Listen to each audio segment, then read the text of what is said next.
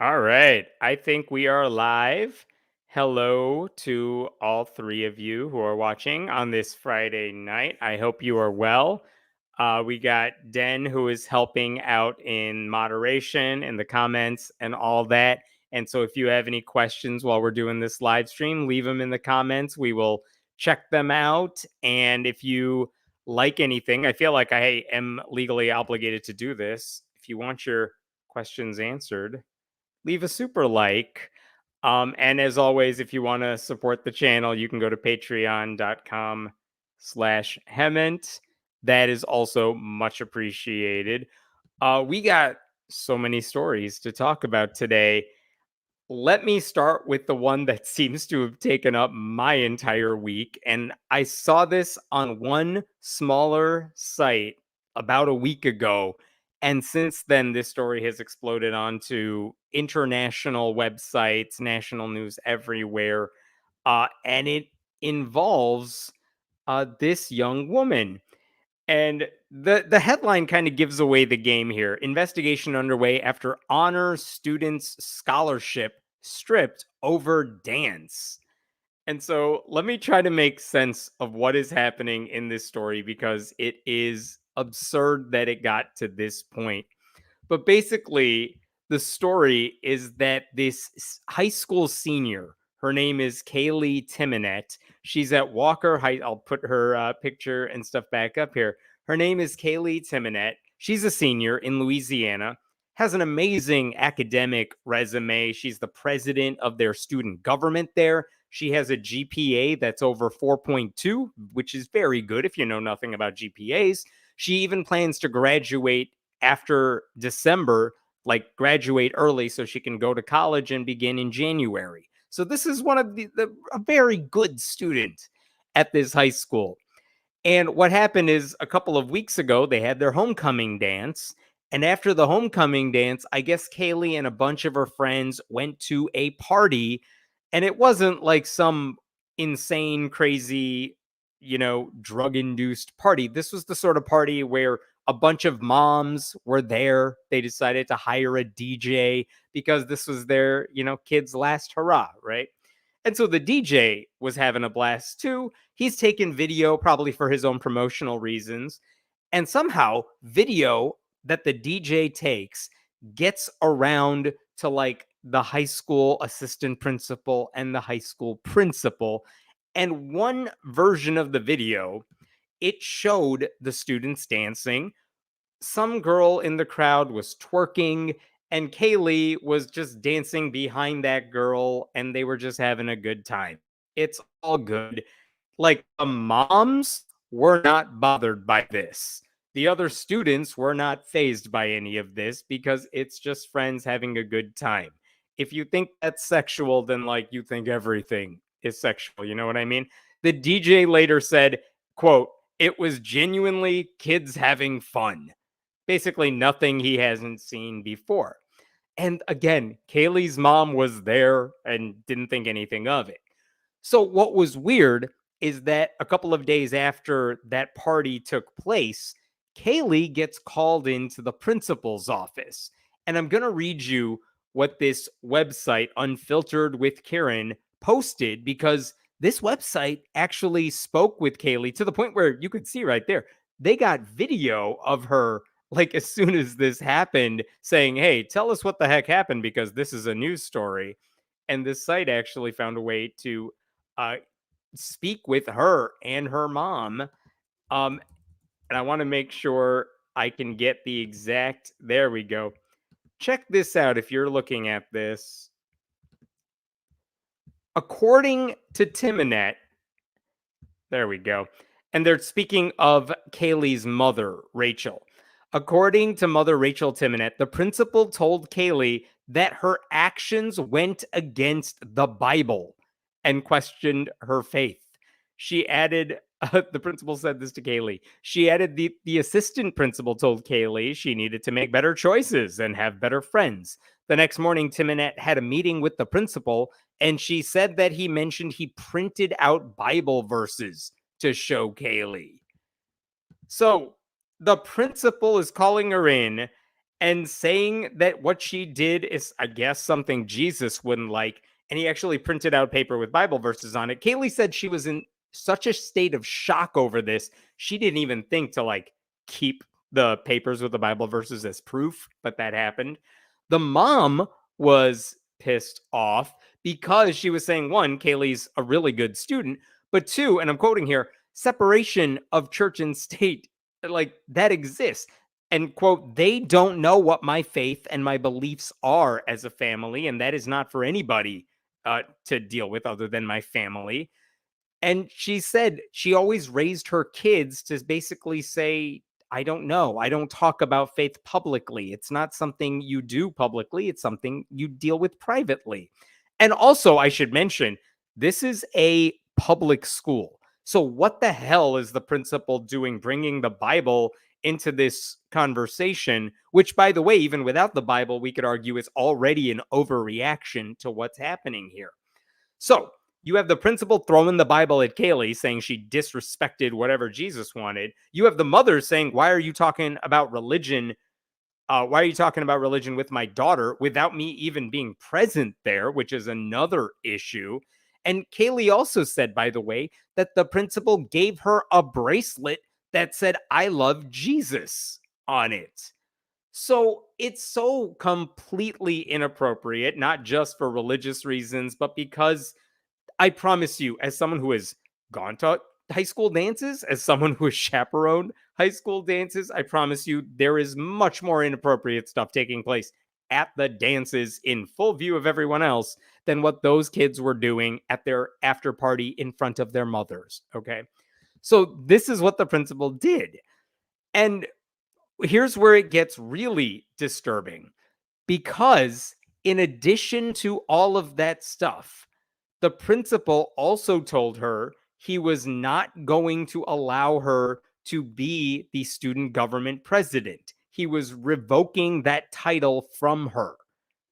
So that's one problem. He also said there was a big scholarship Kaylee was hoping to apply for and get, and the principal was endorsing her to get this. He said he was revoking that endorsement.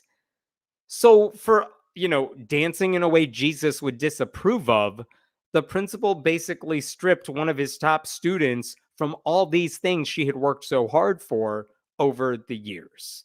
Okay. So the Bible just adds insult to injury because what the principal was doing was insane. I'm going to just pause here to say last week, I actually got to talk with Rachel Timonette, who's Kaylee's mom. I talked to Rachel over the phone, and she told me the big irony in this entire case is that the family is Catholic.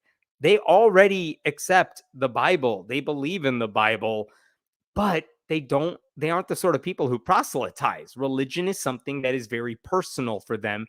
And she said it's certainly not something they ever intended to use as a weapon. So to have the Bible used as a weapon against her daughter was just it made her flip out. She said to me, if you're trying to shame my child by saying her actions weren't appropriate in the Lord's eyes, that's not okay with me. And that's what Kaylee said to reporters too. All I was doing, she said, was having innocent fun. So when it felt like everything was thrown in the trash, no matter all the things I had accomplished because of this video of me dancing, I felt like a failure. I felt like I had failed. And to have a student who is that great on paper, and by the way, she also seems to be a very nice student in person, the sort of person who responded to reporters' questions by saying, yes, sir, and then proceeds with their answers. Like, to make someone like that feel bad because she was having a good time with her friends, like, come on, figure out your priority list. And here's one thing that is kind of uplifting, though. After everything that happened, Kaylee's friends stood up for her. This is actually the image they put on social media, on Facebook profiles, on Twitter profiles. This was the image they used. You could see this. It says, "Let the girl dance. I stand with Kaylee Timonette," which is awesome. Like when all those kids are saying, "What the hell are you doing, principal?" Like that is kind of a badass form of protest. So the community was apparently on her side. And Honestly, all I think I would have expected at this point was for the principal to apologize in a very public way, to say, I shouldn't have made a big deal about this. I reinstate Kaylee to her position. I will endorse her for the scholarship. And also, it was completely inappropriate for me to shove a Bible in a student's face as if that book carries any weight in this building, because it doesn't. But a couple days after the event, the mother, Rachel, she told me no one from the school had reached out to her at all. And this is already after it began going viral online. She was hoping administrators would try to make amends. They did not. And so this was weighing on her mind. And I asked her, are you going to file a lawsuit over this? Are you thinking about that? And she said, if the lawsuit is the only way to make the principal stop treating the school like his personal religious playground, then yeah, she would absolutely consider it. Okay, so that is what happened like a week ago. And then we cut to like the middle of the week. At this point, it is days after this story has been public. Local news has reported on it.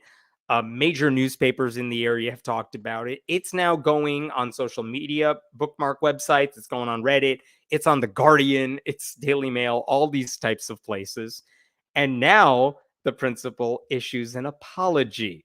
And I'll share this with you. This is from a news site, but this is the apology that he posted publicly here. Let me make this a little bigger. Good afternoon to the high school family. I believe it is necessary to respond to the public attention that has resulted from my actions regarding Kaylee Timonette's participation in a dance party that was sponsored at an offsite location following the high school's homecoming.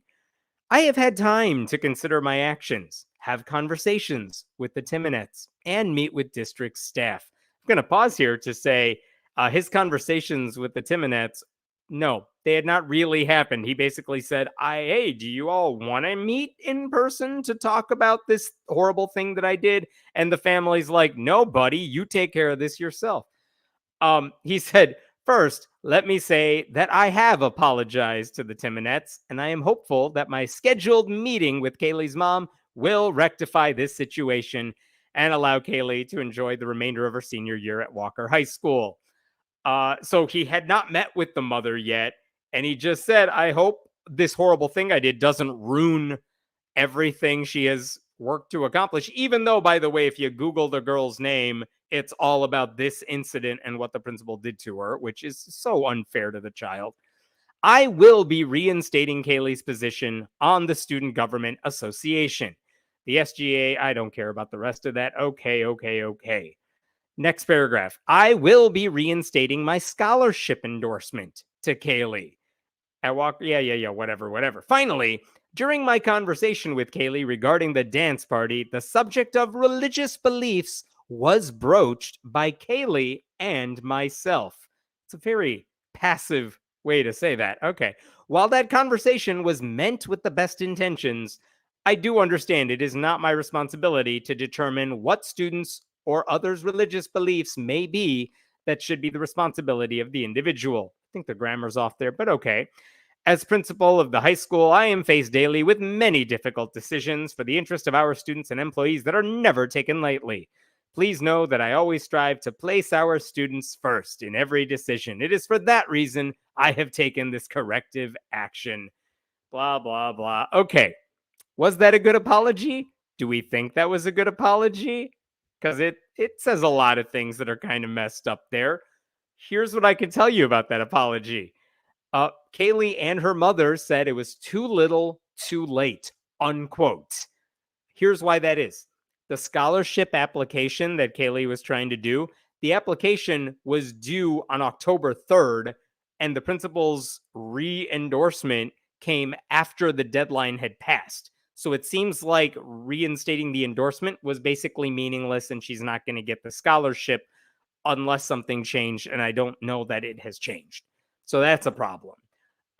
Also, none of that negates the harm of foisting the Bible on her. And also, by the way, Kaylee said that when the principal said the subject of religious beliefs was broached by Kaylee and myself, she actually made a TikTok where she said, that's, quote, not factually true. She didn't bring up religion at all. That was the principal by himself. The mother also pointed out that this is what she said to a local news station.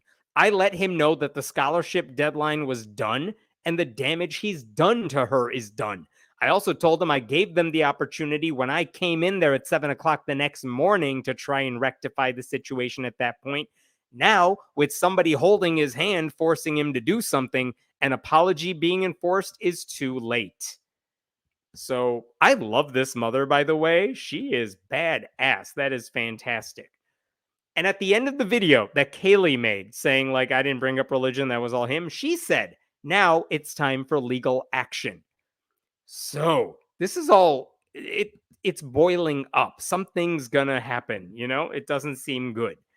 And what's amazing is that after all of this, let me share this image with you. That same website, Unfiltered with Karen, that first broadcast this news, they posted this. Walker High School principal resigns following criticism of stripping honor student of scholarship leadership role. He resigned, apparently. I will say, I have not been able to confirm that he resigned.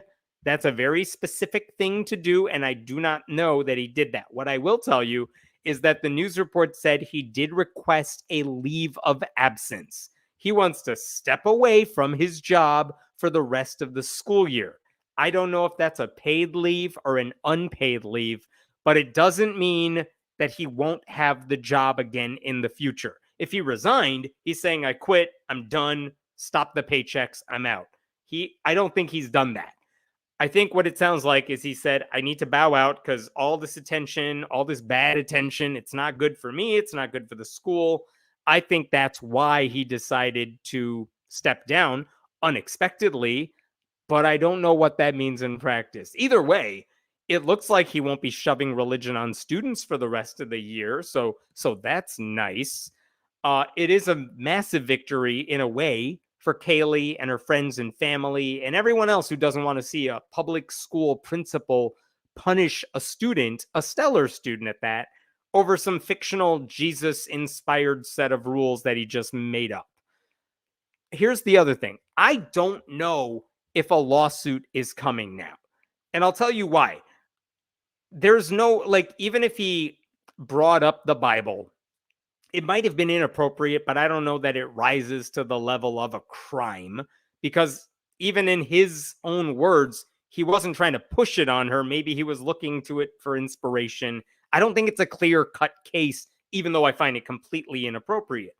The fact that he has now had his leave of absence and he has stepped down, I don't know what a lawsuit would accomplish at that point because what are you going to ask for? I mean, if you're saying it's the scholarship, okay, but it's not like a student is guaranteed a scholarship, so you can't say I am owed this money that I may or may not have gotten in the first place. If you say it's the student government position, well, she got that back. If you say it's the inappropriateness of the Bible, well, the principal apologized and he said he didn't mean it that way. So again, I'm not trying to defend the dude. I'm saying as a non-lawyer, I don't know if there's a case to be made that they could file a lawsuit. They haven't done it yet, and I don't know if any lawyer would take up that case. I don't think the Freedom from Religion Foundation or Americans United for Separation of Church and State or the ACLU, I don't think any of them have jumped on board saying we would file a lawsuit on your behalf if you want to. But I think that's also it's all beyond the point. The point is this principal, who I have to imagine, this is a guy who has been nominated, I think, as he was like a semi-finalist for Louisiana Principal of the Year, which means he's been around the block a little while. For him to say this type of dancing is inappropriate to the point that I'm going to punish this student in this really harsh way, that seems completely inappropriate because you would think a principal knows better. He didn't. You would think a principal would know not to foist religion on a kid. He didn't. Like, what the hell does he think he's doing? I don't know what he was trying to do. I can tell you I am amazed and impressed by the way Kaylee has handled this and the way her mother was a badass about all of this and how all of these people at the school really came to her side and her defense. You could tell how beloved she is in that community because of the way all those kids and other adults in the community came to her defense. I don't know what their community is like, whether it's conservative or not, but the amount of support I saw in her defense was, it made me feel good. So anyway, happy to take questions about that, but I can't believe the principal did that. I'm glad he felt pressured to take a leave of absence. I'm curious how permanent it'll be. Thank you for that super like, Susan. I hope she is able to recover every dime that she would have had from that scholarship. If they have a GoFundMe for the lawsuit, please point us to the link. I will. I will do a follow up if there is a lawsuit. I will post about it on friendlyatheist.com. So far, I haven't seen it. I will tell you that after the principal took his leave of absence, several days after that initial problem, I did reach back out to Kaylee's mom to see if she had any other questions, if she was going to file the lawsuit. She has not responded back to me. And I think it's probably because she's just inundated with interview requests, because I've seen them do quite a few of them. But I feel like I'll definitely keep tabs on it in case anyone is going to press charges or file a civil lawsuit over this. The more moral you are, the more you find sexuality in everything, apparently.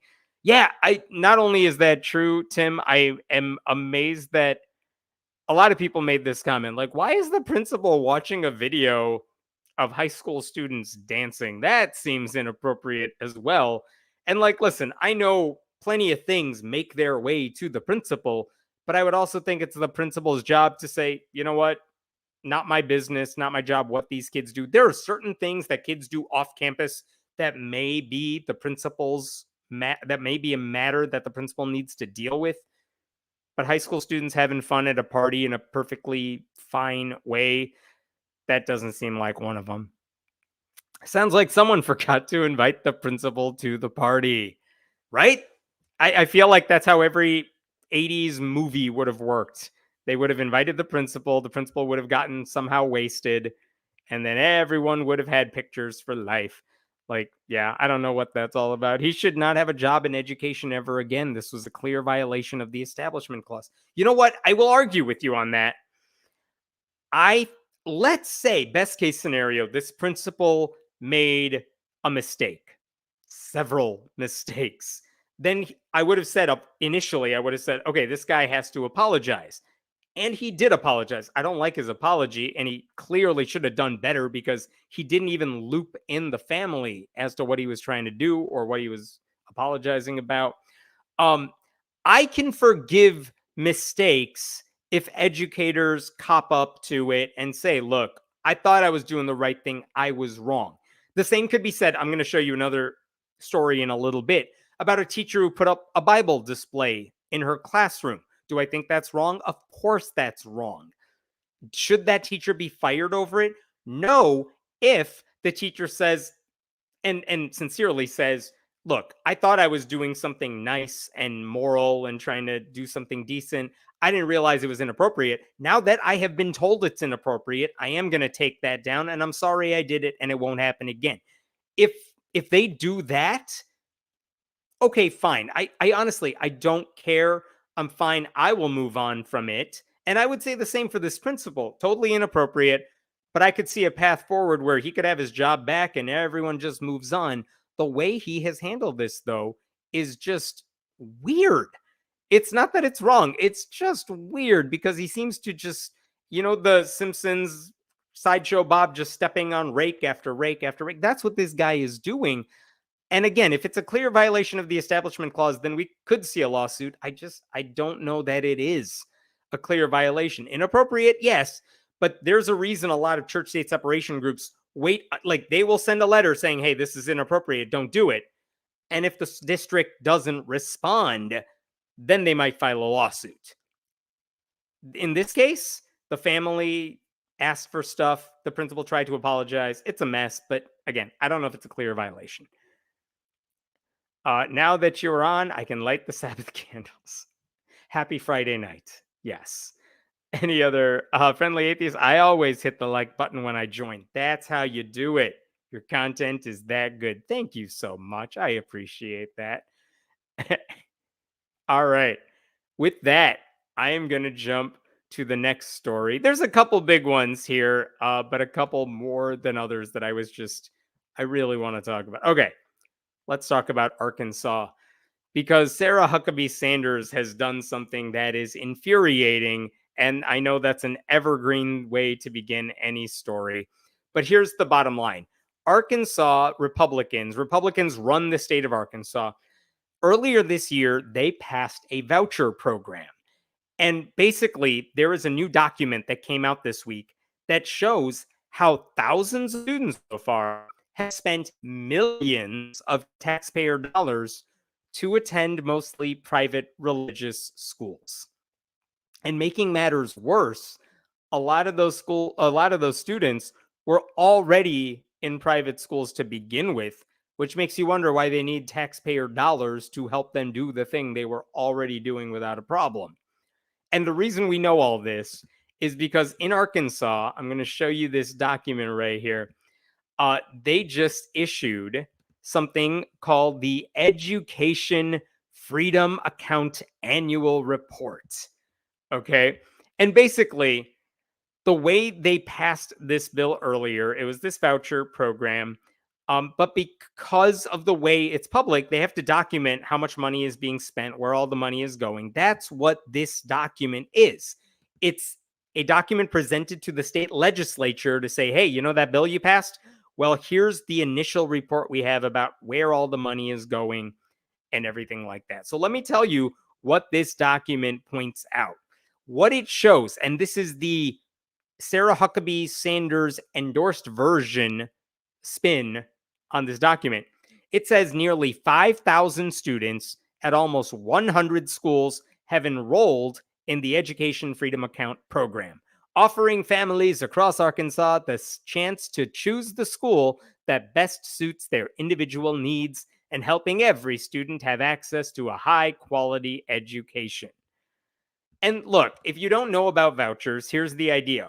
We will say, oh, you go to a crappy public school? Well, that's not fair. Why don't we give you some taxpayer money? It's available to you if you want it, so that you can go to a private school or a charter school or a religious school of your choosing. And we will help pay the bill for tuition. And listen, there are a lot of critics, church state separation advocates, education supporters who are like, you're taking public money that ought to be going to improve public schools, and you're basically taking the money that would have gone to public schools and giving them to private schools that don't need the money. They're supposed to be doing it on their own. That's the point. Or you're giving it to private religious schools, which should be funded by the churches. And why are we using taxpayer money for religious indoctrination? So vouchers are a problem for a bunch of reasons. But Republicans like it because they like to pretend the market can decide what the best schools are. And as long as we make that money available, schools will be better. And it never works. Like in practice, vouchers just make problems worse. But that's what Republicans love to do, to pretend they're on the student side. So let me show you this thing that is in this report. And I know this is a lot of numbers and it's kind of hard to see, but this is the first 24 schools participating in this EFA program. These are schools that are getting taxpayer money to welcome in students to their school because the state's now paying for tuition. And these are the first 24 schools. Just glance at this list. I'll try to make it a little bigger here for you. Just what do you notice about all these schools? They're all taking in hundreds of EFA participants. Yeah, look at that. Little Rock Christian Academy, Central Arkansas Christian School, Shiloh Christian School. This goes on for a while. Baptist Preparatory School, Christ the King School, Calvary. I'm not doing this for you get the point. That's just the first page. That's just the first page of the schools. So this is why one of the critics of the program has said this is just a taxpayer-funded gift to religious schools. Like, if the idea of school choice was theoretically intended to help students at underperforming public schools attend institutions that give them a better shot, and even if those happen to be private schools, okay, we could be having a different conversation. But like I said, that's not what happens in practice. And not only is all this money going to private schools, as you saw from that list, it's mostly private religious schools. And here's the other thing that got a lot of people's attention. I will show you this chart right over here. Check this out. Of the people who are participating in the program, the 4,700 kids participating in the program, notice, and you could see this like in the box. I know my mouse arrow does not point there, but you could see in the box just above my head here, some of them are first time kindergartners.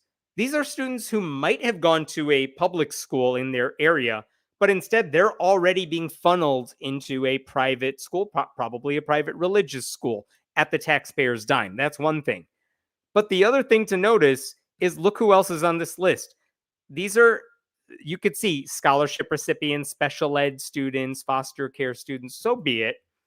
But that means, here's the big takeaway, 95% of the students who are enrolled in the EFA program are students who either already attended a private school or they're beginning their educational career in one. And for the first case, that means their parents or their schools were already paying for tuition. They were already paying for education before this program went into effect, and they probably would have kept doing it if this program was not in effect. They don't need the money. They shouldn't need the money. And in the second case, like if they're kindergartners, why are taxpayers paying for them to go to religious schools? That's messed up. This is a massive taxpayer-funded gift to families whose kids were already going to private religious schools.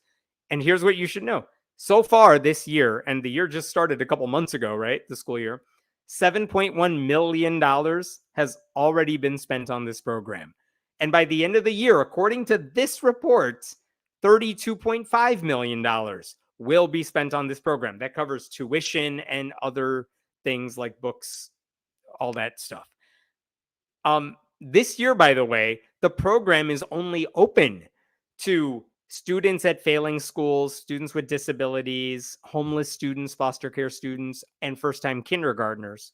But as the law is written, in the years to come, it's going to be open to anybody who wants to take advantage of it. That means there are going to be a lot of public school students who decide to leave public schools, and the school districts would not get the money they would normally get for those students. And all of it would be siphoned off and shifted to a private school that already had money. That's why they were built that way. I mean, that in itself is messed up. More families that could already afford private schools are just going to be given more money, while the public schools that remain suffer, while the students who don't go to a private school because their parents aren't interested or because they just don't have the resources to make that happen, or their parents are not aware of this stuff, they're going to be making the public schools that exist arguably worse. And the state's not giving those schools the resources they need to do better. And like the thing is, this happens everywhere they institute voucher programs. Advocates always use the phrase school choice, which is the only kind of choice they ever support, because they know ultimately this is all a benefit for Christian schools, and they know it hurts public education, which is something they don't like either.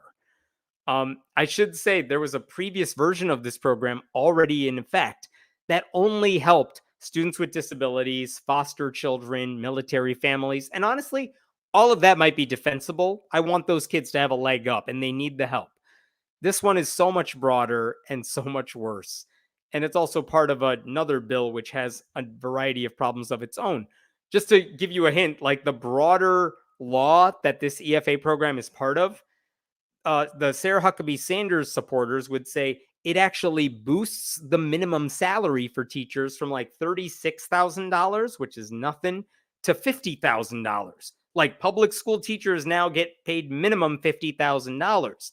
And that sounds great, and I am all for that. The problem is the way public school teachers normally get paid is like you'll get a chart. It says this is how many years of service you have, and this is your education level, formal education level, and you just figure out where you are on the chart. Boom, there's your salary.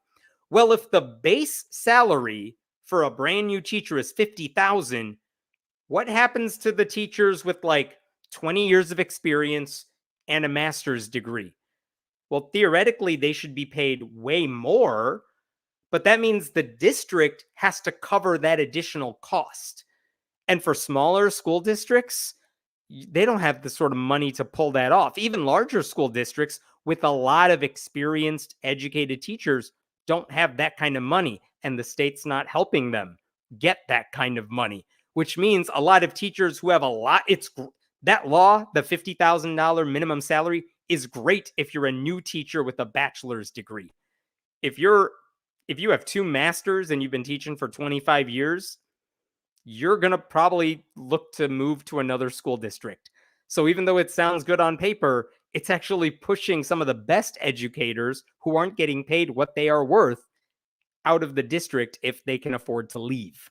So like, this bill is just messed up for a bunch of reasons. There was actually a Democratic candidate for office in Arkansas. He's running for the state house. He tweeted this. Less than 5% of students receiving the new vouchers previously attended a public school. As I said, as other states have shown, we will continue to see the voucher program become an expensive subsidy for wealthier families at the expense of everyone else. And I think he's right. And I think that's the problem. The wealthier families are going to be just fine. And the ones who need a good, strong public school in their community are going to see the amount of resources that school has level off. And that's what Sarah Huckabee Sanders and the Republicans in Arkansas are doing. And by the way, this should go without saying, but I feel I'm going to say it anyway. A lot of these private religious schools, by definition, indoctrinate children. They might teach lies about science and evolution and climate change, which we'll talk about later. They'll lie about history and like the supposed Christian origins of our country. Like, those schools are not necessarily held accountable for what students learn, as long as they exist, you know? By the way, the schools participating in this EFA program don't even have to be accredited this year. So, like, what the hell are they teaching students? We just don't know. And while the state has to be transparent about where the funding is going, which is why we got that copy of the report, the schools do not have to be transparent about how they are spending all that money, which shouldn't make anybody feel good about this stuff. I guess the one question that remains is, how do the voucher receiving students do academically compared to the students still in public schools? Like, are the voucher kids doing academically better? Because that might be an argument in favor of them. It's too early to know that yet because the program just started, but that is something worth keeping an eye on in years to come. So that's what they're doing in Arkansas, and it should infuriate everybody. I'm going to grab some water really quick. What questions we got here? I imagine that Freedom account has as much to do with freedom as right to work does to workers' rights. That's exactly it. Yeah. Like, if you're saying you're for workers' rights or you're saying you're for teachers, the rhetoric they use and the laws they are putting into practice are not on their side. Absolutely. Vouchers are evil, born in racism, and used to funnel money out of public education. Simply wrong. Yeah. And honestly, I feel like when I first got interested in church-state separation issues, vouchers were not something I spent much time thinking about, as opposed to like evolution and creationism and those types of issues. But honestly, this is one of the big battlefields because the Supreme Court has given a lot of states the ability to siphon public school money into private religious schools. This is what a number of Supreme Court cases over the past couple of years have said, that state money can be used to fund religious schools. And since that opening is there, states like Arkansas are taking advantage of it. Also, the private schools may have more white kids. That's true. Taking money out of public schools marginalizes kids even more. Yeah, in a way, this stuff just feeds segregation. It makes the problem worse. You're going to see a certain type of student go to a certain type of school, which makes it a lot harder to get outside your bubble. That's one of the big amazing things about public education, is the fact that you are surrounded by people who may not share your background, your class, your ethnicity, and you get a chance to interact with all those people and realize you're not that different. And the fact that these vouchers are available, like, families will know the demographic makeups of these various schools and send their kids accordingly, which is disappointing too. I'll bet the private schools can kick problem students out and then keep the voucher money. Charters do this. Yeah, I worry that you are right. I don't have the numbers in front of me, but this is another issue with the private schools. If they can decide who they take and who they don't, and sure, some private schools will take students with disabilities, students with IEPs, students who have educational issues that need to be dealt with. If they do, more power to them. But public schools have to take those kids, and they do an amazing job of educating those kids. But if private schools don't have to, think about what that means for public schools that do have that responsibility, but now have fewer resources to help those kids. It's infuriating. All right. Any other questions there? I am then going to pause for a quick personal thing to point out here. This is I won't post this later, but thanks, Den, for posting this in the comments. Um, some of you, if you're watching this on YouTube, you know that for the past several years, I've been going like week by week through chapters of the Bible. And I'll go through. I went through the first 5 books of the Bible, every single book, every verse, and with commentary. And then I paused after the end of Deuteronomy because it'll take 20 years.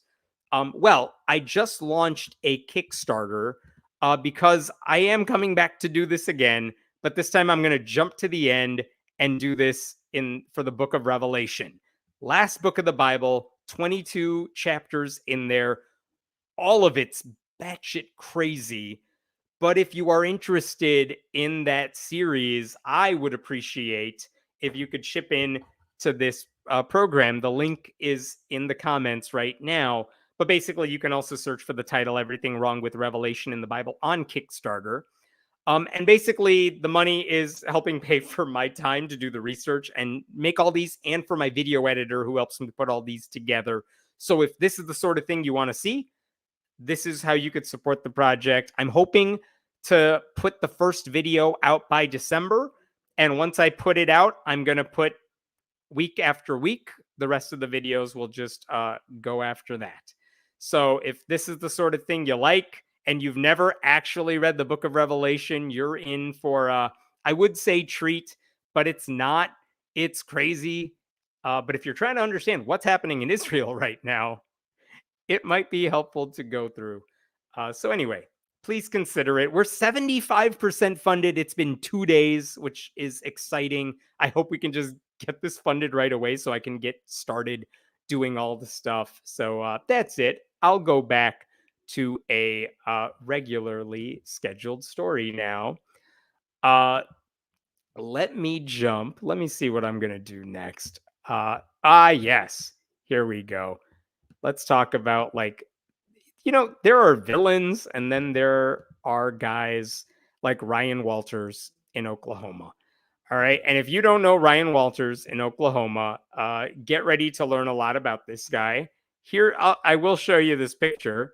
Here he is right here. This is Ryan Walters.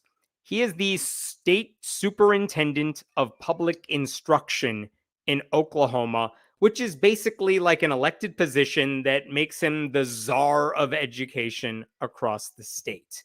And ever since this guy got elected last year, he has used his position to just shove Christianity into public schools as much as humanly possible. Not just Christianity, but just right-wing conspiracy theories everywhere he can. Let me give you a brief list of things he has done so far. I talked about this earlier, but Oklahoma just approved the nation's first religious charter school, like a publicly funded school. It's religious. It's called St. Isidore of Seville Virtual Catholic Charter School. He was the driving force to make that happen, and they said yes, and there has already been a major lawsuit filed against it. But that's because of Ryan Walters. Ryan Walters approved the use of PragerU materials in public school classrooms. And if you know anything about PragerU, That's nothing but right-wing propaganda. He also said the Tulsa race massacre had nothing to do with race. He has falsely said that President Joe Biden, quote, wants to destroy our Christian faith. I guess he's unaware that Biden is Christian. He's Catholic. Ryan Walters formed a faith committee to examine prayer in public schools. And that committee, which is full of Christian pastors, conservative ones, recommended putting the 10 Commandments in every classroom because, of course, they did. So this is the sort of guy Ryan Walters is. This is what he thinks is helpful to people in his state. And check this out. On Wednesday, he actually sent out to everyone in the state, to district teachers and administrators, a prayer. Not just a prayer, look at this. Let's have a moment of silence and prayer for Israel. Tomorrow, October 12th, all schools are encouraged to have a moment of silence to reflect, meditate, pray, or engage in any other silent activity to show our support for Israel. All Oklahomans stand with Israel, and we stand against the vicious attacks. Israel has long been a strong ally of the U.S., and we should support the members of the Jewish nation as they're being targeted by extremist Islamic terrorism. Which, to boil this, first of all, to boil this down to Islamic terrorism is to miss a lot of the reasons Hamas is doing this. And while, of course, we should sympathize with the victims in Israel, there are a lot of children in the Gaza Strip. There are a lot of people, Palestinians, who have nothing to do with Hamas. So, like, it is very weird for this dude in this position to get involved in this way. And then look at this. He has a sample prayer. Hey, teachers, I'm just going to put this out there as a template for you to use, but you do whatever you want. Like, who does that? How could they do that? Let us offer a prayer for safety and peace. Blah, blah, blah. We pray for our leaders to stand strong. Like, of all the ways Israel needs help, this is not one of them. But again, this is Ryan Walters. This is what he thinks his job is, to tell teachers how to pray and then to offer them suggestions for how to do it.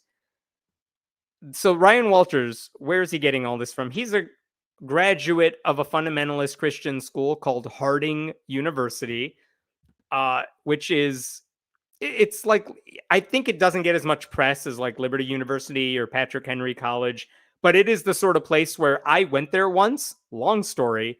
I went there to give a talk once, about 15 years ago.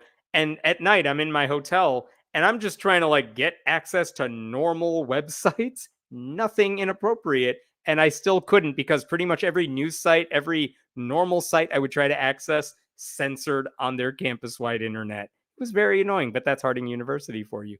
Anyway, Ryan Walters graduated from that school. And the reason I bring all this up now is not just to tell you about how awful Ryan Walters is, though that would be worthwhile. It's because of another story that occurred this week. And this is from the Freedom from Religion Foundation. Check out what they found. Someone sent them this image. It is an image that was taken in a classroom. And I know it's hard to see because of the color scheme, but this says Home Sweet Classroom.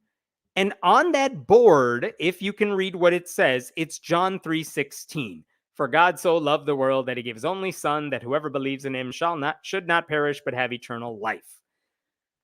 That sort of thing that belongs, I guess, in the home of someone who makes those board designs, if you're a Christian home, that doesn't belong in a classroom.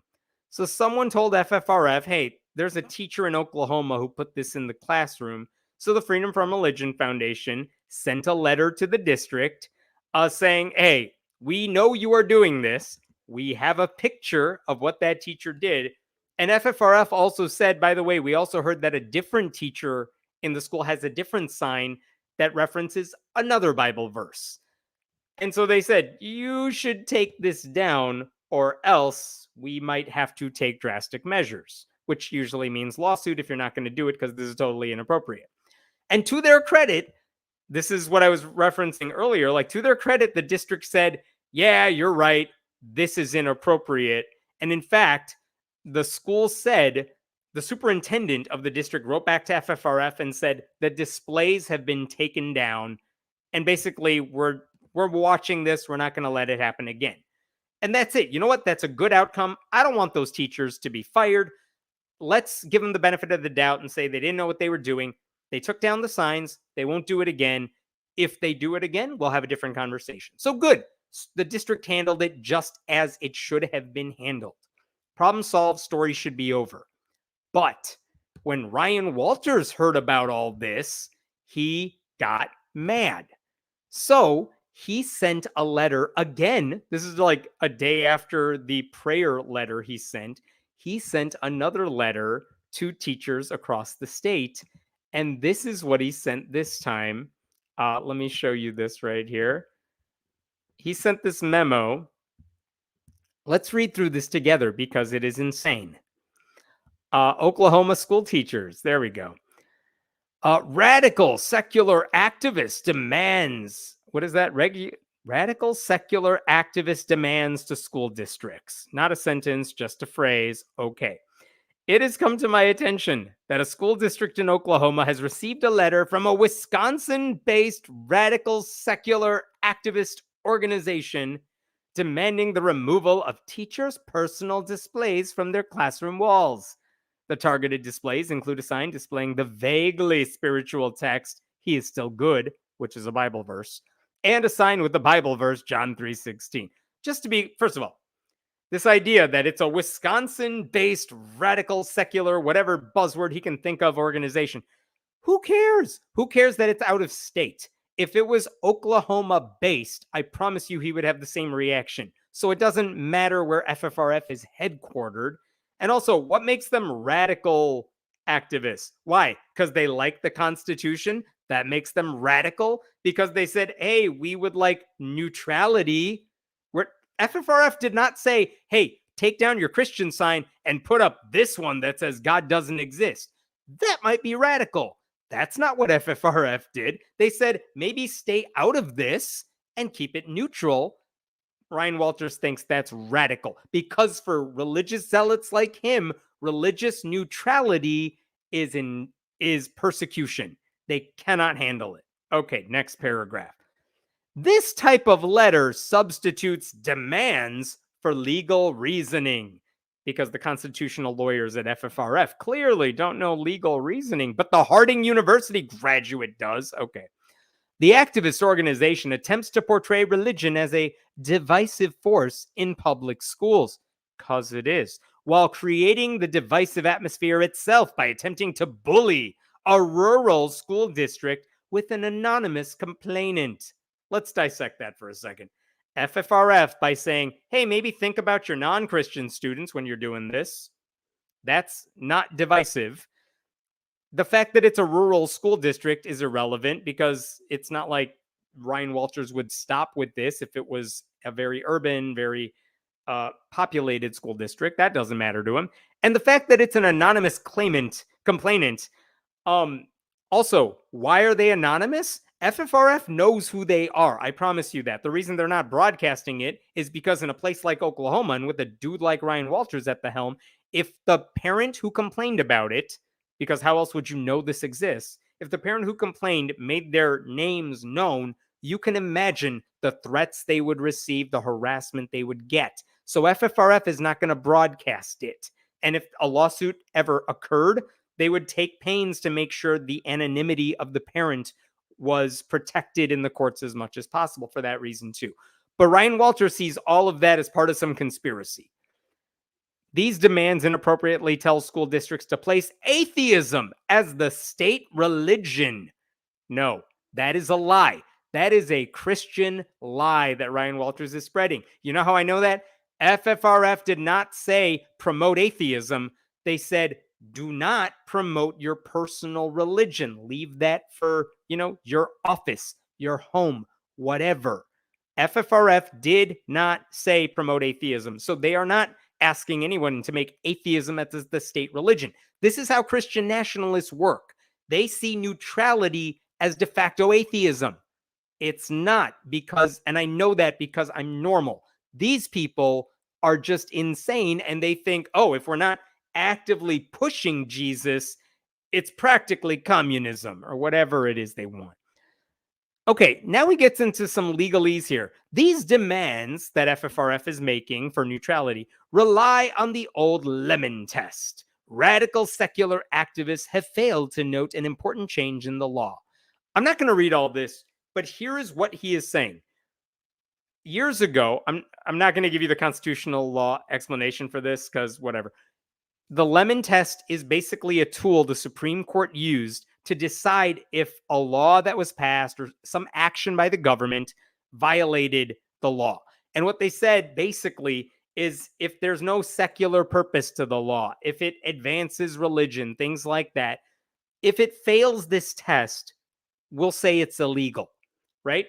So that was the idea of the Lemon test. The thing is, the Supreme Court, the conservative Supreme Court, hasn't used the Lemon test in a long time. And last year, they basically said, hey, to hell with this law. We're not going to use it to hell with this test. We're not going to use it anymore. Actually, I think Sonia Sotomayor, in one of her dissents, said it looks like the Lemon test is dead because of the way the majority is ruling. What does that mean in practice? What that means in practice is not that Christians can now get away with merging church and state. The First Amendment has not changed. The Establishment Clause is still there, but a particular tool to decide if something was illegal, we're not using that tool anymore. That doesn't mean illegal things are not illegal. It means we need another explanation for why they are illegal. And thankfully, there are plenty of reasons you can make for why putting up a Jesus Bible verse in a public school classroom is illegal. So this whole passage that you are seeing here, where he says the atheists are relying on the Lemon test, but guess what? The Lemon test doesn't exist. All of that is a distraction because it doesn't matter if the Lemon test is dead because the Establishment Clause still exists. Church-state separation still exists. There are plenty of laws that support that. But he just goes on and on with legalese, suggesting that it's all okay. Last paragraph here. With these changes in mind, if you receive any letters from similar activist organizations, please forward them to my office for assistance. I do not want to see Oklahoma school districts become complicit in promoting atheism, which they were not. And I intend to pay close attention to schools that simply surrender to such demands. He is now threatening schools that respect church-state separation by saying, like, I'm keeping my eye on you, you evil schools that care about your non-religious students and Muslim students and all of the above. They can ensure that the department is, oh, look at this. If you provide a copy of the letter to your regional accreditation office before responding, they can ensure that the department is able to review and assist your district in standing their ground against unwarranted demands from radical secular activists. He's basically saying, if you get a letter like this from FFRF or any other like-minded group, give it to me, and I would like to make a culture war stand, even though if this got taken to court, the atheists would absolutely win. And this is where he's actually providing bad legal advice, because what he's saying is, it's okay what those teachers did. It's totally fine. You should have ignored the letter. But if this district allowed that poster to stay up with the Bible verse and they got sued, they would almost certainly lose in court, because that is not a borderline case. That's a clear-cut Establishment Clause violation. Ryan Walters is not going to cover the bill, the legal bill that school district would pay. He would love to jump into it because it'll help him boost his ego and his bona fides with the conservative movement, but he's not going to help the districts. So I don't know what he's getting at there. Like, send me the letter and maybe we can get involved. And like, no, just say, be neutral. You got to respect all students. That's what public schools are for. He's just asking for these lawsuits to occur. It's just bad advice. And I hope public school officials don't take him seriously. And by the way, that letter I just showed you, that was not made public. Another teacher posted a screenshot of the letter they got, but Ryan Walters himself shared a different letter, a briefer version of it on Twitter. Check this out. This is what Ryan Walters himself posted. The out-of-state group attacking teachers should be ashamed of themselves. I will continue to fight for these teachers in schools being threatened with lawsuits simply because they are practicing their faith. And look at this letter that he wrote for them. It's just the last paragraph that matters here. It's slightly different from the one I just read you. That's as big as I can make it. But I will always stand by our teachers exercising their First Amendment rights. Here in Oklahoma, we are not going to let a radical secular organization out of Wisconsin bully our schools and teachers. This is a group that is vehemently opposed to the values of the Constitution and who should be ashamed of their vulture-like approach to attacking teachers. Like, opposed to the values of the Constitution. They have constitutional scholars there. They have First Amendment lawyers on their staff. I feel like they know the Constitution. And the guy saying church and state go like this, that's the guy who doesn't know it. They are pushing an agenda that says state-sponsored atheism is the only acceptable religion. No, they didn't. Now he's just making shit up in the name of Christ. And Christians are letting him get away with it because they're not saying, hey, everyone, stop listening to Ryan Walters. He doesn't know what he's talking about. And we are going to stand firm against that radical secularism. I am so curious. Like, if you take the Bible verse away from the classroom, that he says is radical secularism, what would you call it then if FFRF said, you got to put this poster in your classroom that says God doesn't exist and you're a damn fool if you believe in God? What would that be? Because radical secularism is no comment on religion from the school. What's like the more extreme version of that? I feel like there's nowhere left for him to go. Because he's already like turned it up to 11. I feel pity, he says, for these woke, of course, elitist lawyers who have decided that there is no greater calling in life than to make sure teachers aren't practicing their faith. This is, again, another lie, because the teachers who put those signs up are not practicing their faith. They are pushing their faith on students. That's why it crosses the line. That's why it's inappropriate. That's why the out-of-state bullies from Wisconsin are getting involved, because they know the law. If you want to practice your faith, I promise you, there is nothing in the Bible that says from Jesus, like, shove your religion in everyone else's face. I'm pretty sure Jesus said, if you pray, do it, so people don't see you. What is that? Matthew 5, Matthew 6, one of those. Like, it's in there. So again, it's in one paragraph. Ryan Walters managed to lie about everything.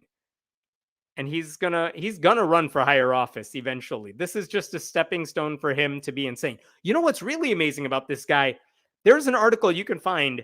I can't remember the website. I apologize. But basically it was, who is Ryan Walters? Where did he come from? Because for a long time, he was like a public high school history teacher and like a tennis coach at the school. And the reporters spoke to students and other teachers who worked with him, and they loved the guy. And they said he was not pushing his religion on anybody. He was actually like the fun, cool history teacher, and all the kids really liked him. But it was only when he started stepping into this role where he had power all of a sudden that he decided to become a culture warrior for Jesus. And the guy who is sending out crazy tweets like this now bears no resemblance to the teacher all those students actually loved. And they're so disappointed to see this guy basically, I don't know if something in him changed or something was always within him and now it's unleashed or what.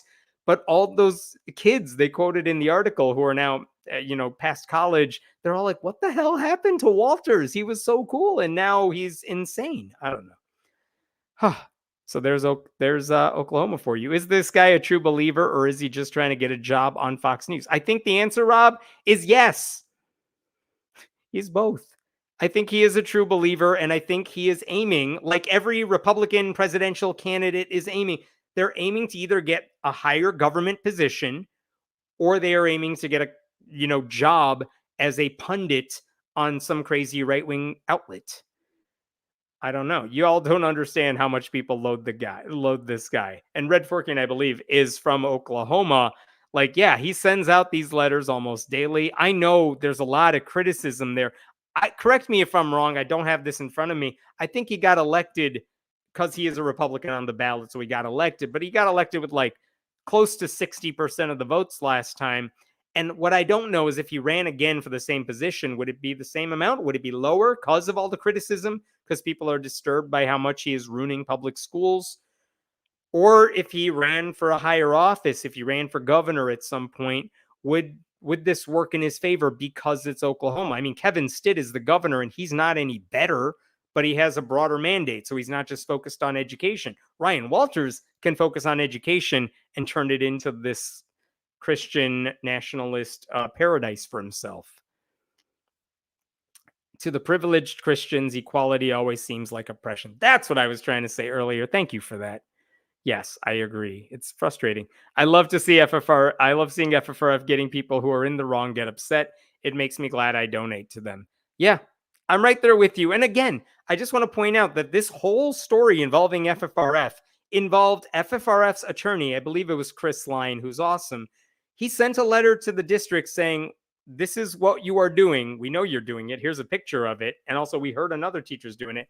And here's why it's wrong and you should not do it. And the district responded basically, yeah, you are correct. And we took down that stuff. So don't worry about it. And FFRF is like, cool, we're good then. That's it. Like the district and FFRF had no issues with each other once this was resolved. It's Ryan Walters who's trying to stir the pot and turn this into radical atheists versus every school in Oklahoma, which it's not. Practicing their faith is code for indoctrinating children into Christianity. You know what? I'm going to show you a picture later on tonight that is exactly that comment in practice, because practicing their faith is never, I'm just going to privately pray to Jesus because that makes me feel better. It's never that. It's always shoving faith to unsuspecting, unwitting people who don't want it. That's what it's always about that, isn't it? Going to take a quick sip of water. If there are any other questions, again, feel free to drop them in the comments. All right. What is the next one we are doing here? Okay, let's talk about climate change. I got a video for you here too. I even clipped it just for you today. So let's talk about this climate change thing. Not about climate change, but about religious reaction to it. Because apparently, according to a new survey from the Public Religion Research Institute, when it comes to concerns about climate change, what percentage, I want you to think about this, what percentage of various religious groups believe climate change is a crisis? I mean, the correct answer should be 100%. It is not. But I want you to think about what various religions would say about that question. What percent would say climate change is a crisis? And here is what PRRI, the polling group, here's what they found in a survey they posted. When it came to all Americans, you're looking at the blue dots here. That's the recent stuff. When it comes to all Americans, 27% of Americans say climate change is a crisis. And obviously, that is way too low and we're all screwed. I know. But that's the baseline, right? Now, check this out.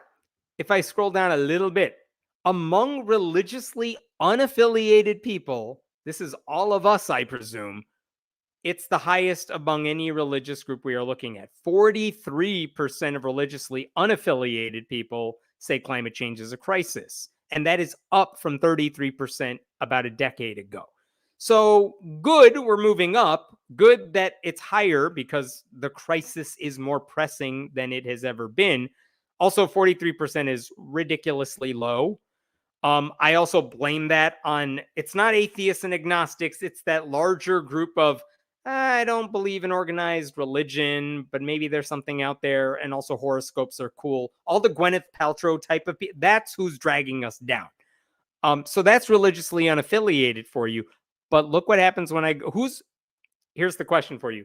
White evangelical Christians. Where are they on this list? White evangelical Christians. Because you know it's low. But how low is it? Let's find out. There we go, right there. 8%. I can't point. I don't know where I'm pointing anymore. It's 8% of white evangelical Protestants.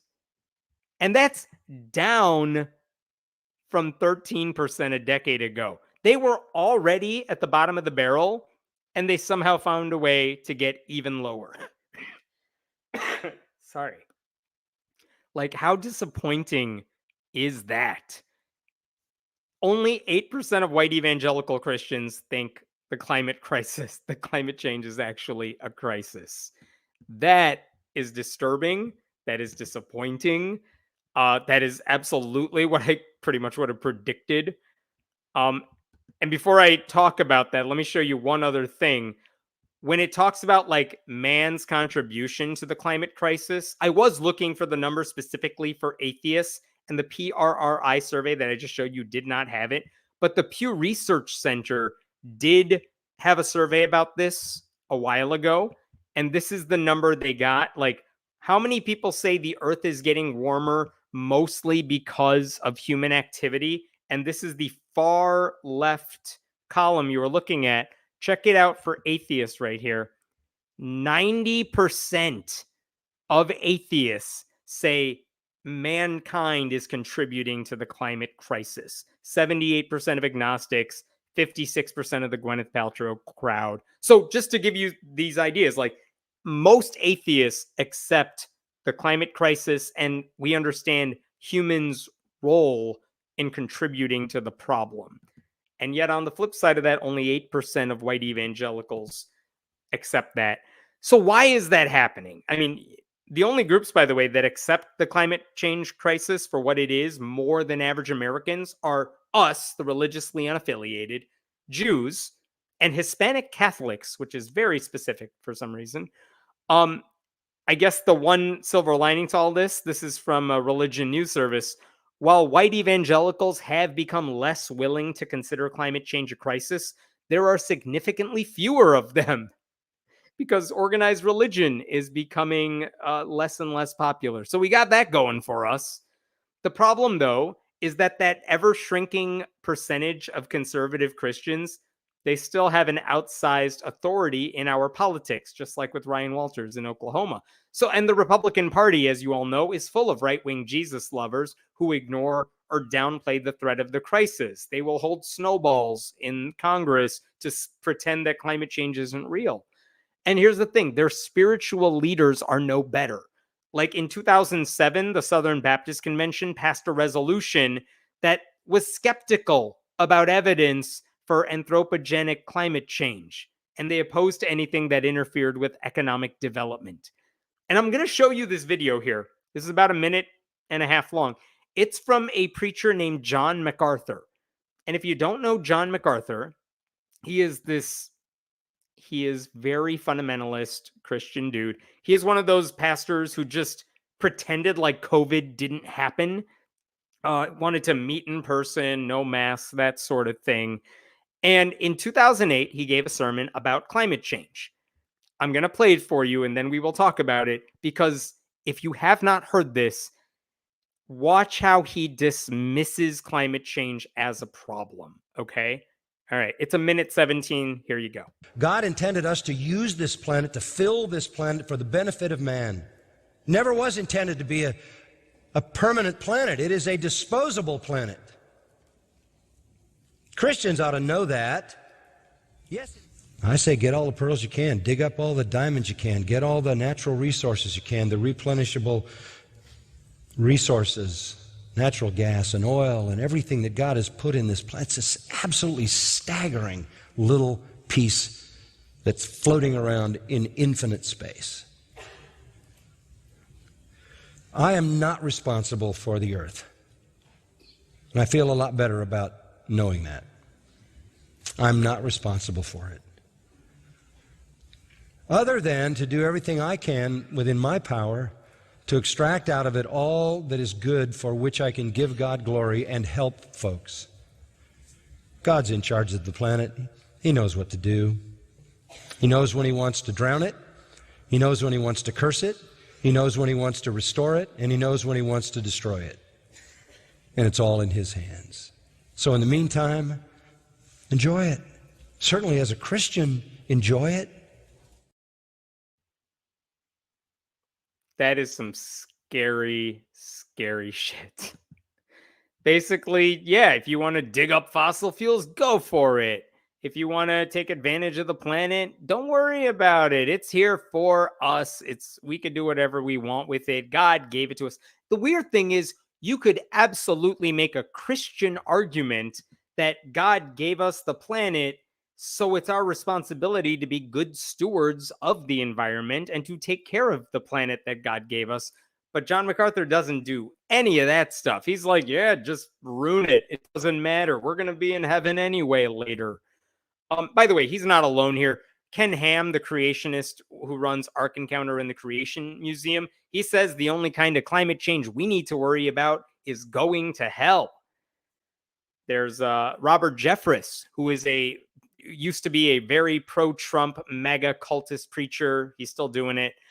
He has argued that rainbows are God's way of reminding us, quote, that the polar ice caps are not going to melt and flood the world again.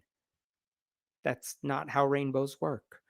Like, there are so many ways you could cite prominent Christian leaders just downplaying or ignoring the climate crisis. Then obviously you get to the elected Republicans who say things like God will fix the environment because if there's a real problem, he'll take care of it, or that God will always give us time to solve the problem, or that we should stop paying attention to environmental concerns because God promised he wouldn't destroy the world again. Like, they will just do all sorts of damage because they truly believe they're going to get raptured, they're going to go to heaven, everything will be fine, the earth is temporary. And for those of us who live on planet one in reality, and we recognize that the idea of the pale blue dot, that this is the only home we have, it is our responsibility to take care of it because there's nowhere else for any of us to go. And yet we are, even if we're not outnumbered, we are outpowered by people who do not care about this stuff and are utterly irresponsible in how they talk about it. And I should say, there are a small percentage of very vocal, very thoughtful white evangelicals who accept climate change and are doing everything in their power to try to change the culture and get people to take this seriously. But as with any culture war issue in white evangelical churches, those vocal minorities get nowhere. No one takes them that seriously. They are not changing minds by and large. So, we talk about science denying white evangelicals, and I just want all of you, if your idea of evangelicals denying science is limited to things like evolution or the Big Bang and things like that, I'm saying don't neglect the fact that they are just as ignorant when it comes to the climate crisis. They are more than willing to let this world burn because they have no intention of being part of any world that burns in the afterlife. And those of us who know that's not an option have to deal with these people, and we have to somehow work with them, or we have to get the power that they currently have because we don't have it right now. Any other questions about this stuff? Disposable Planet. Great title for a documentary about these despicable people. It really is. I'm sure there is a good documentary that has been made or will be made about Christians' ignorance when it comes to climate. By the way, unrelated to any of this, I know I talked about Savior Complex like a week or two ago. There's another documentary. I lie. I think it's a movie that's airing in some theaters and it'll be streaming soon. The Missionary. Or is it The Mission? Someone correct me on that one. But it's about John Allen Chow, that Christian missionary who went to North Sentinel Island trying to convert the isolated tribe that lived there and bringing all his diseases with him there. And then they shot him and killed him. But I can't wait to watch that is all I'm saying. What other questions we got about climate change? All this stuff.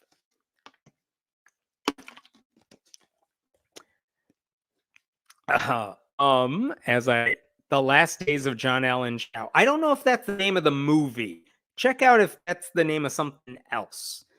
Because there is a docu-series that is coming out soon, and it is something different. There is a question here. Do we think we secular Americans are doomed? Uh, like, we could be.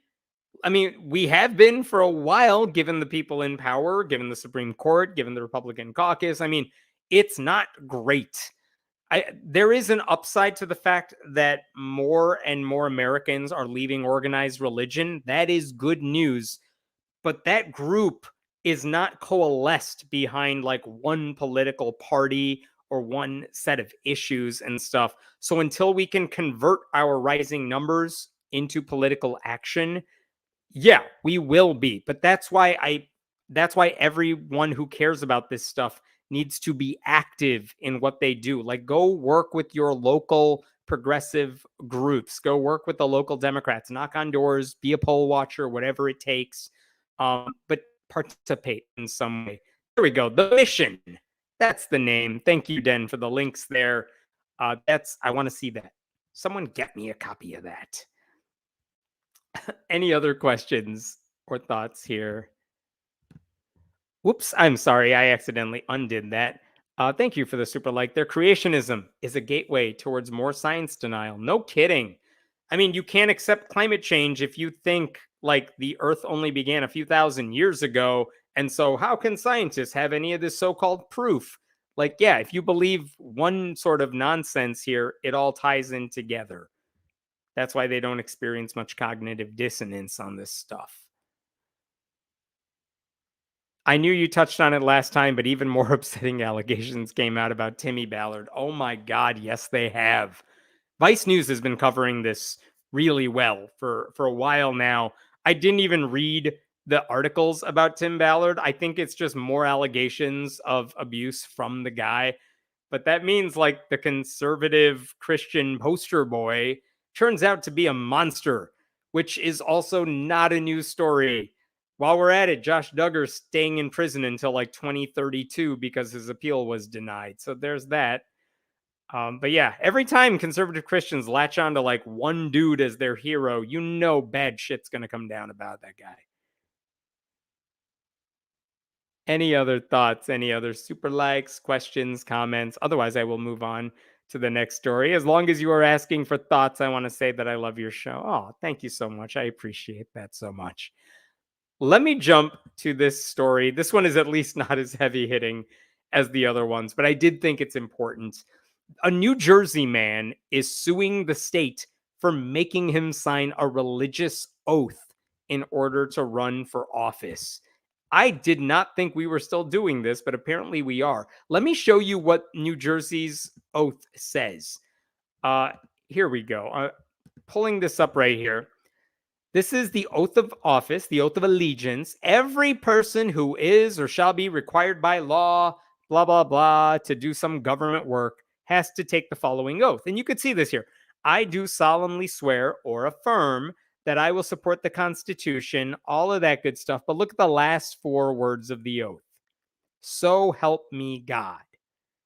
And that's what it says in the law. And you would hope that someone could cross that off if they had to sign paper with the oath on it. You would hope that if they are taking the oath in person, they could just leave off those four words. Well, it turns out there is a guy named James Tassone, or Tassone, I'm not sure how you pronounce it, but basically James, he is a libertarian who has run for office several times in the past. And he never really does that well. He lost a race for state Senate in 2017 and 2021. He lost a race for U.S. House in 2018. He's a libertarian. It's a third party candidate. They're really almost never going to do that well. But he was always able to get on the ballot. And that's because he could always fill out the paperwork without a problem. So his plan is he wants to run for the U.S. House in 2024 as a libertarian. But apparently this time when he was trying to fill out the paperwork and he wanted to cross out "so help me God," the state basically said, you can't do that. You have to accept the oath as it is. One official told him he's not allowed to modify the oath in any way. And when he said, well, like, what do you want me to do? Because I don't believe in God. The person in the state office said you should, quote, reach out to your legislatures, unquote, You should reach out to your legislatures to see if they would be willing to introduce a bill that would change this. In other words, oh, you don't want to say so help me God? You should try changing the law, as if that's just something someone can do. I should say he actually tried this in 2022. All of this thing, everything I just said, he tried to do it in 2022, run for the US House. They said he couldn't cross out the oath. He was confused. That didn't make any sense. So he just ended up not running for office. So now he's thinking about 2024, wants to file the paperwork again. And they said the same thing. He has to accept so help me God. And he's like, no, I'm not going to accept so help me God. And this time, let me share this with you here. Now the Freedom from Religion Foundation is joining suit with him. They just filed a lawsuit against the New Jersey Secretary of State about that religious oath. And basically what FFRF is saying is that, look, we wrote you a letter saying what you're doing is illegal. There cannot be a religious test for public office. They said requiring someone who is running for elected office in New Jersey to profess to a God in which they do not believe would make a mockery out of the oath and the solemn promise to support the Constitution, which is a fair point. Like, how could you seriously ask a candidate for public office, oh, you want to run for office? Well, the first thing we need you to do is lie. Like, I'm sure they do it, but the state shouldn't be asking them to do that. But anyway, that's what they're suing over. They're basically saying that the state of New Jersey and the Secretary of State are also, it's not just about atheists, they are coercing Christians who belong to sects that don't swear oaths to a deity like Mennonites or Quakers. You're making them violate their religion and their conscience to run for public office. So it's not just about atheists here. The lawsuit is calling for a permanent injunction to prevent state officials from making candidates swear to God. And they're asking the state to provide alternatives for people who request them. I mean, none of this should be complicated because there's no legal justification to force people to say, so help me God, should remain in there. But I feel like I should point out that this isn't necessarily a slam dunk case. So help me God is actually in the oath for U.S. citizenship. And when a lady sued over that a few years ago, she was told, let me repeat that. When a lady sued over so help me God in the citizenship oath, the Supreme Court refused to hear a case to fix that. So that's a problem. But even in that case, the citizenship case, the lady was later given a modified godless version of the oath to take. James, the libertarian from New Jersey, wasn't given an alternative.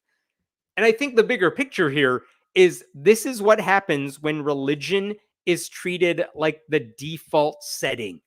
Like if an oath for office included a line about how, we're running for office because God doesn't help anybody, I think Christians would get furious, and rightfully so. And they should not have to say any of that stuff to run for office.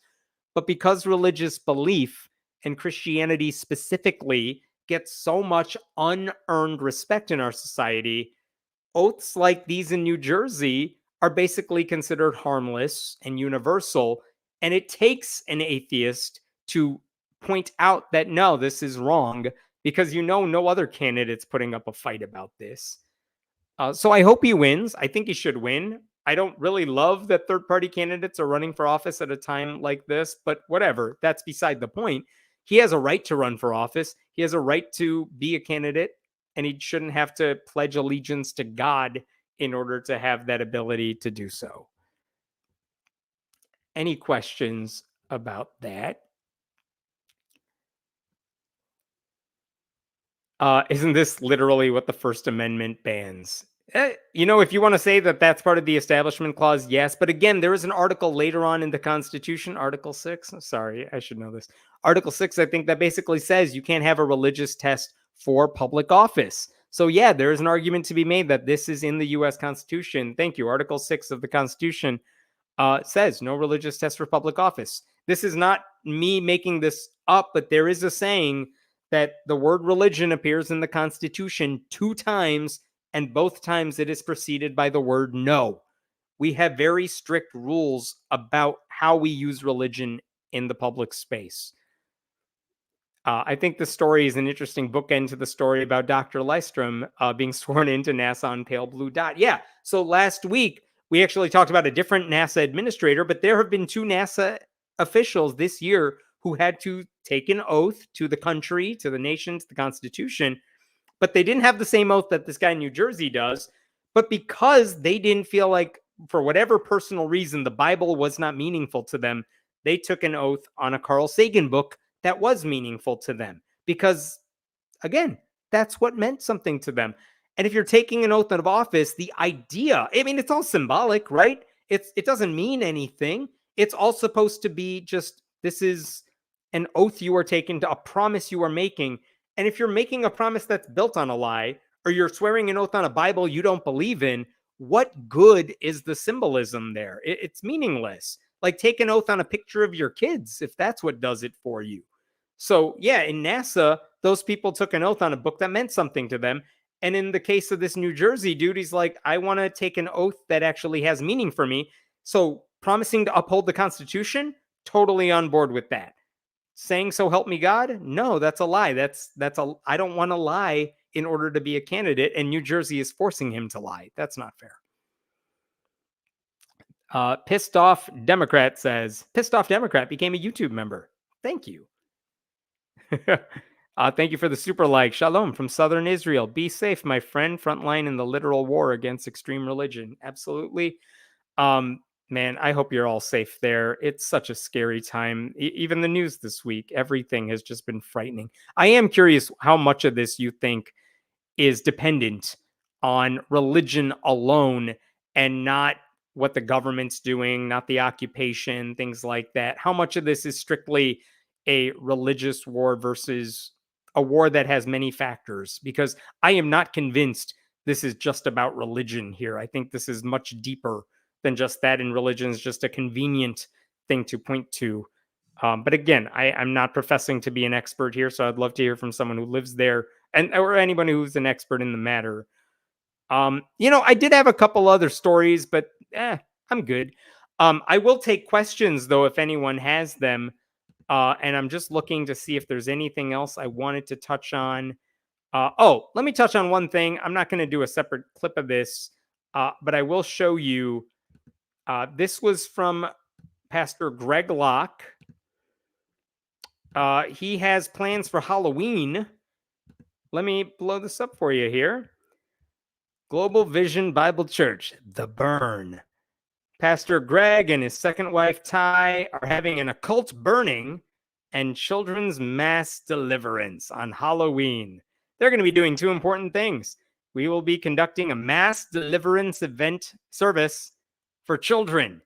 Parents, don't miss the opportunity to pray for the freedom and healing of your children. 95% of the adults we deal with in deliverance ministry have been under attack since they were kids, which is a stat he just pulled out of his ass. This will be a powerful move of the Lord. Listen, if the Satanic Temple said we're going to conduct a deliverance service for kids on Halloween, you know what the reaction from crazy Christian conservatives would be.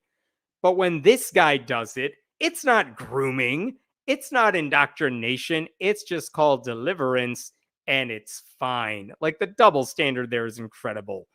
And then what's the second thing? We will once again, let me remove myself here. We will once again be burning all things related to witchcraft and the occult. Ask the Lord to show you what's in your home that needs to be removed. I can assure you there are some items that must go. So they're going to do a burning of the Harry Potter books and the broomsticks that all of us keep under our chairs in case we need to get away. And they're going to, so it's a book burning and a child indoctrination service. That's how Greg Locke is spending his Halloween.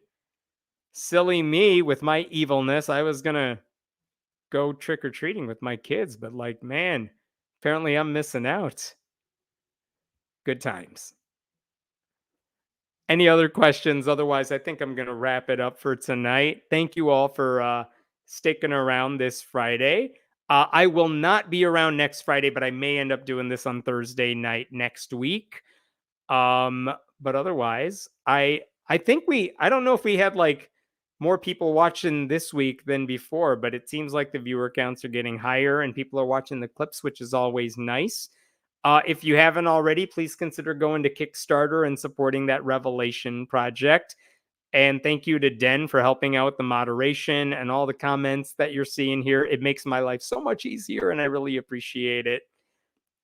I'll stick around for a couple seconds just to look if there are any questions. Is this on Twitch yet? Someone asks. I'll work on it. It's not, but I will work on it. Oh, shit. You know what I forgot to mention? If you look at this YouTube channel right now, we are at like 99,900 followers. So if you are not following yet, I will do the like. Yeah, do that thing. Do the like and subscribe. And subscribe because we are so close to 100,000. And I think when you get 100,000 subscribers on YouTube, they just send you a lottery ticket for $1 billion. And that's how YouTube works. I don't know anymore. I just show up here. But yeah, cool. Thank you so much, everybody. I appreciate it. Have a wonderful week. Stay safe for those of you in territory that is not necessarily safe. Thank you, Den, for all your help. And I'll see you next week sometime. Have a good one.